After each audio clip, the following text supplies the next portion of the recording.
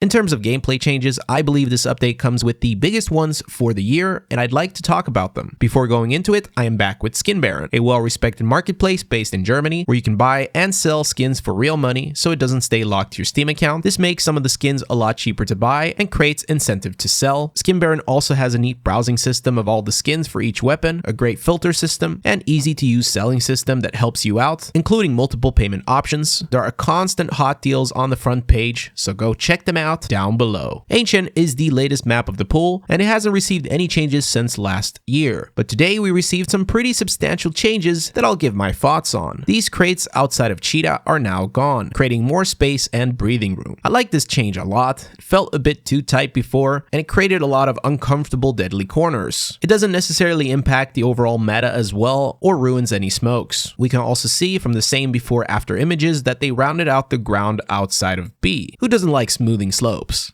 In the same area, they patched Rain and his pixel gaps, so no more funky business. This includes less wallbang damage as well. Inside Cheetah, they also blocked some of the digging spots, meaning there's less space inside, which will impact CT side a fair bit. I still think it's the way to go to help balance this room. A big change on B site is the added cover to the pillar on the site. I really like this change. As a T, this makes entering a little less awkward, but it also creates more cover for CTs. And playing after plants are safer on both sides, or at least creates a safer feeling. Inside Donut, the corners have been smoothed out. Feels bigger now, and it's a pretty good change. Then we get to A site where they completely shut off this passage to Temple. Huge change. This means you can no longer hold Donut from inside Temple, and entering A as a T is a bit safer from Donut. I believe removing the passage improves the simplicity, but it's done in the right way, and for a game like CSGO, this feels spot on. The only real passage to Temple for Ts is this one next to site. This entire Temple area becomes more of a dedicated passage with less annoying angles to hold. Outside of that, Ancient has gotten some minor bug fixes, and you probably noticed some light improvements as well. And that's pretty much it. On Inferno, of all maps, we got a pretty significant update to the explosive damage. No, not radius. It's been increased by 24%, making it just enough that you can practically no longer save from pit, even with Kevlar and full HP.